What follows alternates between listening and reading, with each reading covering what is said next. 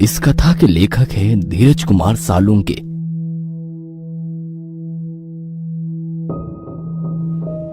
रात के 2 बज रहे थे। एक 30-35 साल की औरत सुनसान रास्ते पर ऑटो का इंतजार कर रही थी।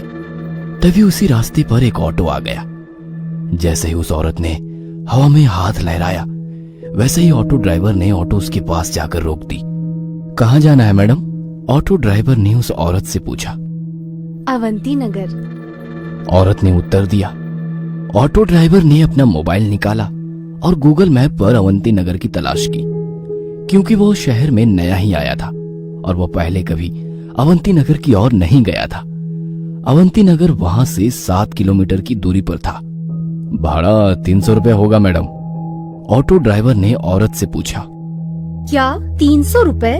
भैया 300 बहुत ज्यादा हैं, 200 में छोड़ दो। उस औरत ने ऑटो ड्राइवर से कहा। ऑटो ड्राइवर ने उस औरत को सिर से पैर तक देखा और कुछ देर सोचकर वो बोला, बैठिए, छोड़ देता हूं। वो औरत ऑटो में बैठ गई और ऑटो अवंती नगर की तरफ निकल पड़ा। ऑटो ने 4-5 किलोमीटर की दूरी तय की थी। जब से वो औरत ऑटो में बैठी थी, तब से ऑटो ड्राइवर उसे आईने में घूरे जा रहा था और गाना गा रहा था।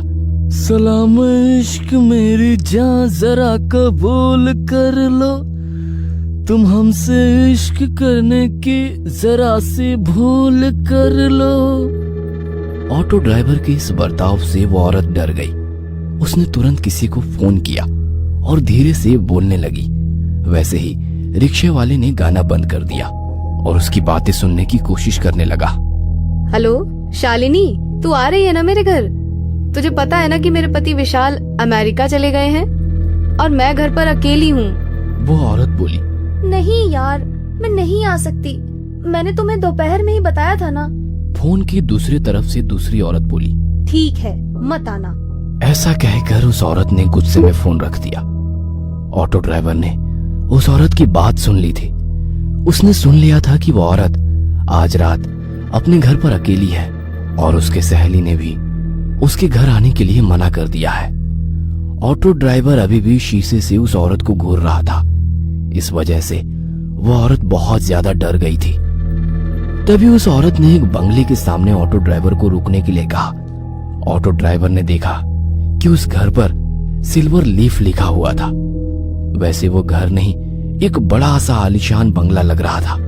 जैसे ही ऑटो रुक गया, वो औरत ऑटो से उतर गई और ऑटो ड्राइवर को पैसे देने के लिए उसने अपना हाथ आगे बढ़ाया।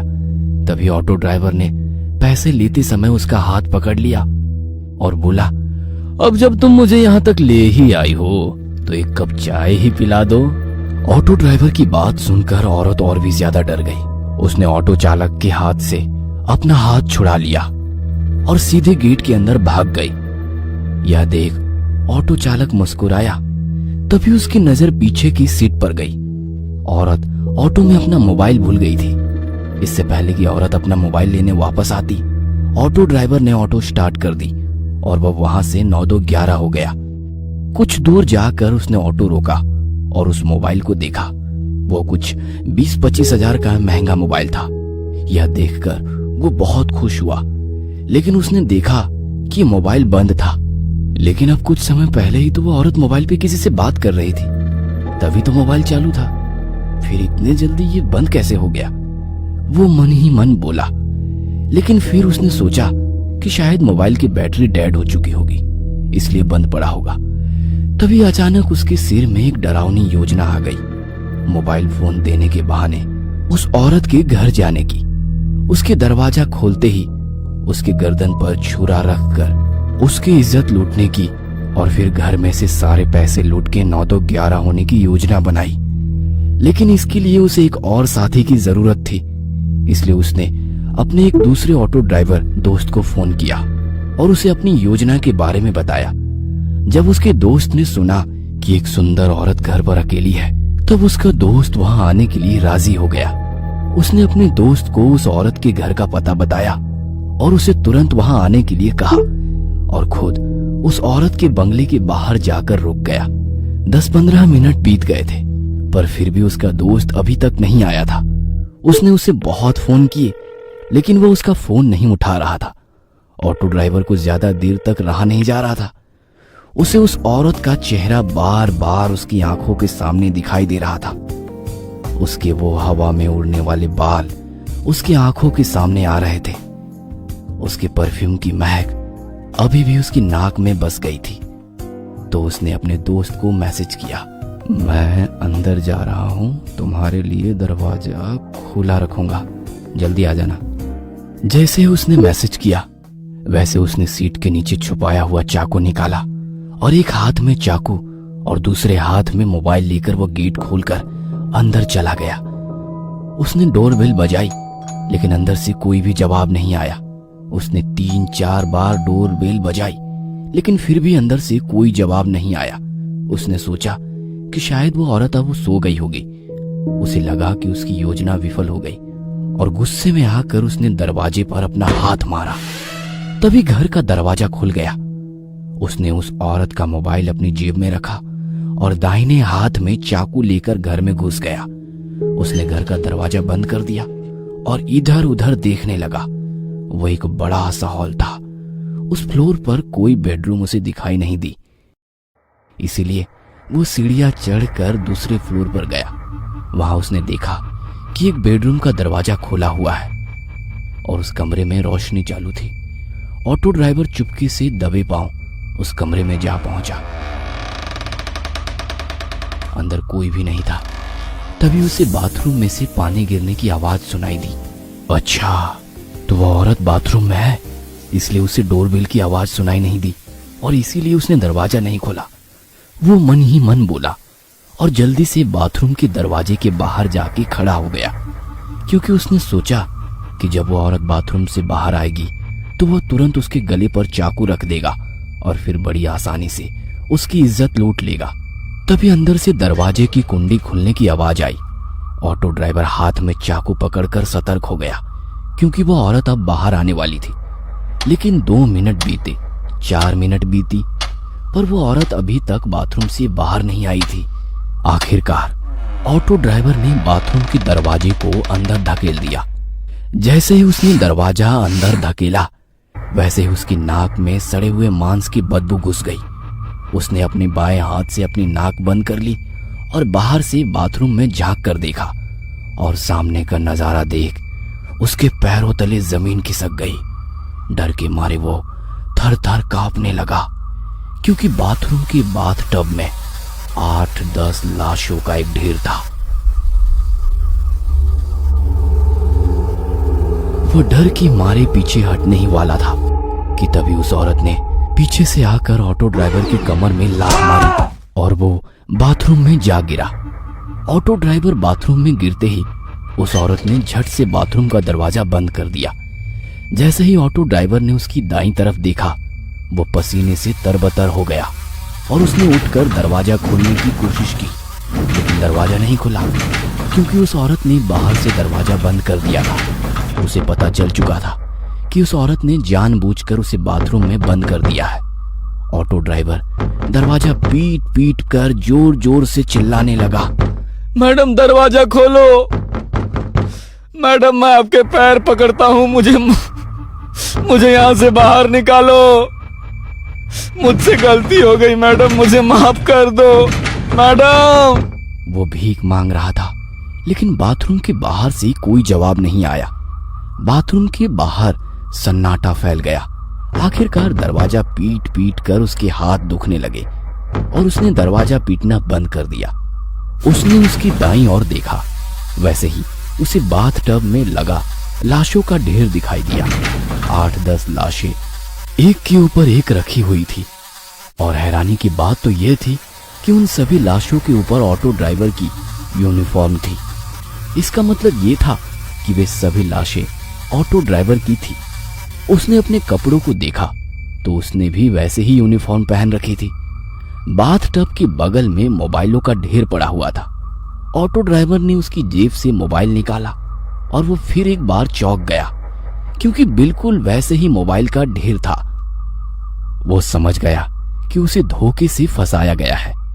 उस औरत का ऑटो में कहना कि मैं घर पे अकेली हूं, और उसके बाद ऑटो में मोबाइल छोड़ना, ये सब उसकी ही चाल थी। और वह बुरी तरह से उसकी जाल में फंस चुका था।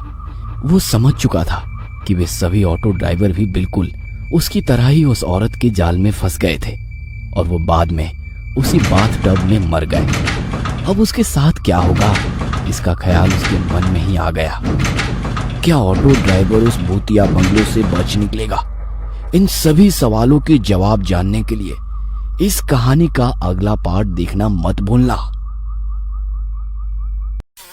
ऑटो ड्राइवर बाथरूम में फंस गया था।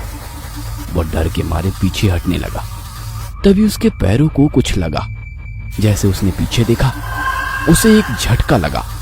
उसे लकड़ी की फर्नीचर के एक खोखले में एक और ऑटो ड्राइवर की लाश दिखाई दी, जिसकी आंखें बाहर निकल आई थी और मुंह में से जुबान बाहर लटक रही थी। उस लाश को देखकर ऐसा लग रहा था कि उस बेचारे की मौत बहुत ही दर्दनाक हुई होगी। वो काफी तड़प तड़प कर मर गया होगा। ऑटो ड्राइवर को उस लाश के हाथ के पास एक टॉयलेट क्लीनर की बोतल दिखाई दी। ऐसा लग रहा था कि उस ऑटो ड्राइवर ने वो टॉयलेट क्लीनर पीकर खुदकुशी की थी। वो जल्दी से उस लाश से दूर हो गया और दरवाजे के ठीक सामने बनी टॉयलेट सीट पर बैठ गया। तभी उसे याद आया कि उसके पास उसका मोबाइल है। उसने अपना मोबाइल अपनी जेब से निकाला और अपने दोस्त को फोन किया। जैसे ही उसने फोन उठाया, रिक्शा वाले ने रोना शुरू कर दिया। राजू, मुझे बचाओ। राजू, ये औरत मुझे मार डालेगी। ऑटो ड्राइवर फोन पर बात ही कर रहा था कि इतने में उसके हाथ से किसी ने उसका फोन छीन लिया। ऑटो ड्राइवर ने उसकी मोबाइल छीनने वाले की ओर देखा और डर के मारे उसके रोंगटे खड़े हो गए। उसे अपनी आंखों पर यकीन नहीं हो रहा था, क्योंकि उसका मोबाइल लकड़ी टेबल के नीचे पड़ी हुई लाश ने छीन लिया था। उस लाश ने ऑटो ड्राइवर का मोबाइल छीना और उसे किसी रसगुल्ले की तरह निगल गया, और फिर वापस आकर खोखली की जगह में जाकर अपने हाथ पांव फैलाकर मुंह से जुबान बाहर निकालकर लेट गया। ऑटो ड्राइवर आंखें फाड़ फाड़ कर उस लाश की तरफ देख रहा था। उसने बचपन में अपने पिता से सुना था कि एक मरा हुआ आदमी फिर कभी नहीं उठता, लेकिन आज उसे एहसास हुआ कि उसके पिता गलत थे। उसके मन में ख्याल आया, क्या इन्हीं जीवों को भूत कहते हैं? भूत तो वही होते हैं ना, जो मर कर भी उठते हैं, चलते हैं, रात को यहां वहां घूमते हैं। उस मुर्दे को उठते देखकर ऑटो ड्राइवर की आंखें सफेद पड़ चुकी थी।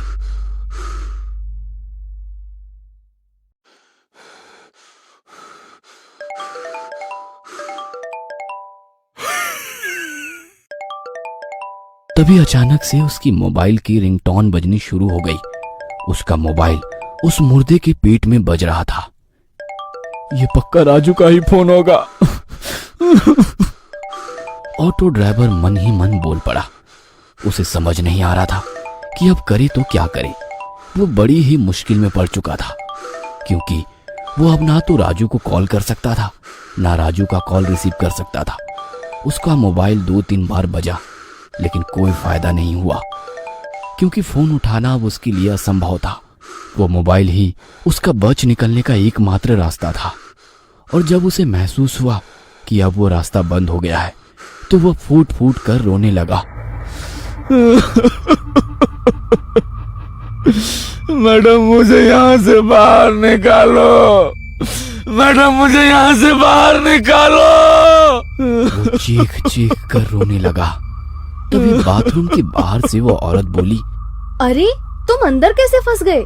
आपको अंदर किसने बंद किया? ऑटो ड्राइवर यह सुनकर खुश हो गया कि औरत ने उसे बाथरूम में बंद नहीं किया था। मैडम, जल्दी से बाहर से दरवाजा खोलो, किसी ने दरवाजा बाहर से बंद कर दिया है। उसने बाथरूम के बाहर खड़ी औरत से कहा। हाँ, खोलती हूँ, आप बस दरवाजे के आगे ही खड़े हो जाइए। ऐसा कहकर वो औरत वहां से चली गई। कुछ ही देर में लोहे का कांटों वाला फावड़ा लेकर आ गई।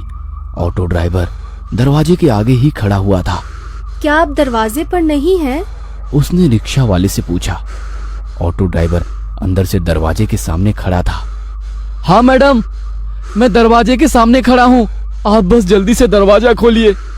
ऑटो ड्राइवर बाथरूम से चिल्लाया। वो औरत हाथ में नुकीला फावड़ा लेकर बाथरूम के दरवाजे की तरफ भागी।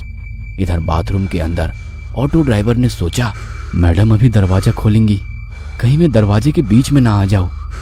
इसलिए वो दरवाजे के किनारे पर चला गया और जैसे ही दरवाजे से बाजू हटा, उसी वक्त वो लोहे का नुकीला फावड़ा दरवाजे के आर पार हो गया। यह देखकर ऑटो ड्राइवर के होश ही उड़ गए। अगर वो उस दरवाजे के सामने एक और पल भी खड़ा होता तो वह लोहे का नुकीला फावड़ा उसके पेट से बाहर गुजर जाता और वह उसी पल मर गया होता। वो औरत जान गई थी कि उसका हमला जाया हो गया है, इसलिए उसने वो फावड़ा दरवाजे में से खींचकर बाहर निकाला।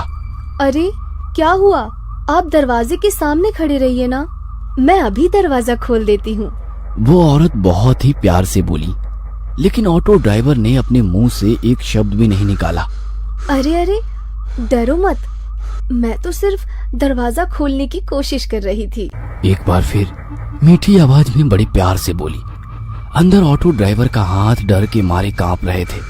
उसे पता था कि अगर वो दोबारा दरवाजे के सामने गया तो वह औरत नुकीला फावड़ा उसके पेट में घुसेड़ देगी। लेकिन फिर भी वो देखना चाहता था कि अगर वो इस बार दरवाजे के सामने गया तो क्या होगा। हैं? मैं खड़ा हूँ दरवाजे के सामने, ऑटो ड्राइवर दरवाजे के बाजू में खड़े होकर बोला। वो औरत जोर से चिल्लाई और उसने फिर एक बार बड़ी ताकत से लोहे का फावड़ा दरवाजे में घुसेड़ दिया और बाहर निकाला। यह देखकर ऑटो ड्राइवर घबरा गया। औरत को फिर से एहसास हुआ कि वह अपना शिकार चूक गई है, तो उसे गुस्सा आ गया। क्या हुआ? दरवाजे के सामने आ जाना, मैं दरवाजा खोल रही हूँ। ऑटो ड्राइवर को समझ नहीं आ रहा था कि अब क्या करे। नहीं, रहने दो, मैं अंदर ही ठीक हूँ, आप दरवाजा मत खोलना, ऑटो ड्राइवर ने उस औरत से कहा। वैसे वो औरत गुस्से से लाल हो गई और उसने अपने हाथ में से फावड़ा नीचे फेंक दिया। ठीक है, तो तुम बाहर नहीं आना चाहते तो मैं ही अंदर आ जाती हूँ। वो औरत ने डरावनी आवाज में ऑटो ड्राइवर से कहा और वो दरवाजा खोलने लगी। ऑटो ड्राइवर ने सोचा कि अगर वो अंदर आ गई तो ना जाने उसके साथ क्या करेगी, क्योंकि उस औरत के सर पर खून सवार था। तभी उस औरत ने दरवाजे को अंदर धकेल दिया। ठीक तभी ऑटो ड्राइवर होश में आया और अपनी पूरी ताकत से उसने दरवाजे को अंदर से बाहर धकेला और अंदर से बंद कर दिया। वो औरत गुस्से से लाल हुई और दरवाजे पर लात मारने लगी। खोलो दरवाजा, खोलो दरवाजा, खोलो। वो दरवाजे पर लात मारते हुए चिल्ला खोलो रही थी। दरवाजा। उस औरत का वो भयानक बर्ताव देखकर ऑटो ड्राइवर बहुत डर गया। वो अपने सिर पर हाथ रखकर नीचे बैठ गया और रोने लगा। ये मैं कहाँ आकर फंस गया। वो सर पकड़कर रोने लगा। तभी उसे अपने गांव के पागल बाबिया की बात याद आने लगी। एक औरत के चक्कर में बाबिया ने अपनी खेती बाड़ी और घर बेचकर वो भिखारी बन गया था और बाद में वो पागल हो गया था। तब से वह हर आदमी को पकड़कर सिर्फ एक ही वाक्य कहता था, भाई चानात खूब वाहटा है। मतलब औरत की लत बहुत खराब है। लेकिन तभी ऑटो ड्राइवर उसे हर वक्त कहता कि वह मर्द है क्या जिसे औरत की लत ना हो। ऐसी जिंदगी से तो मौत अच्छी। और आज वह एक औरत की वजह से ही मौत के सामने खड़ा हुआ था। बाबिया सही कहता था, भाई चानात खूब वाइट टस्सो। उसने खुद से ही कहा।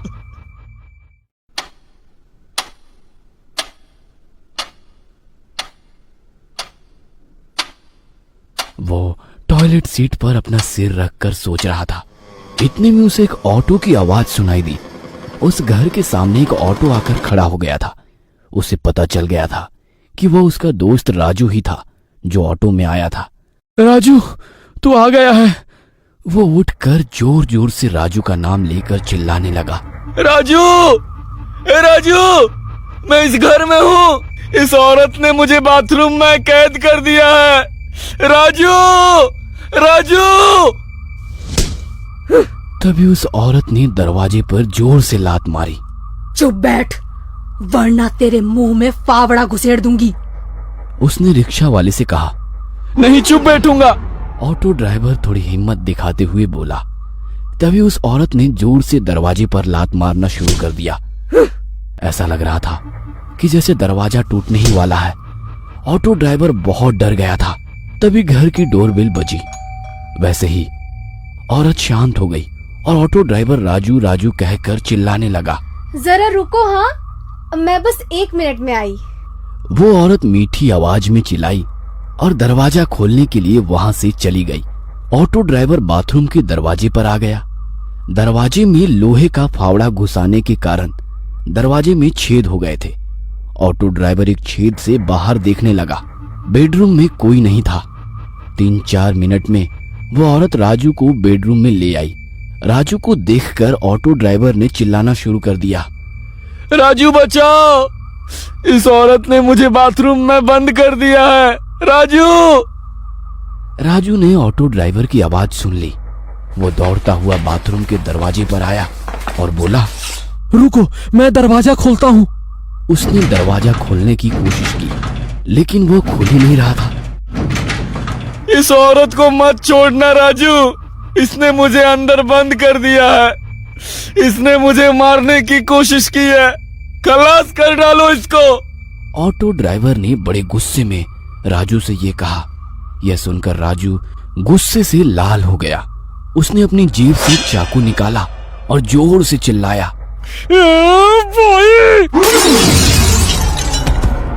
उसके सिर से खून निकलने लगा।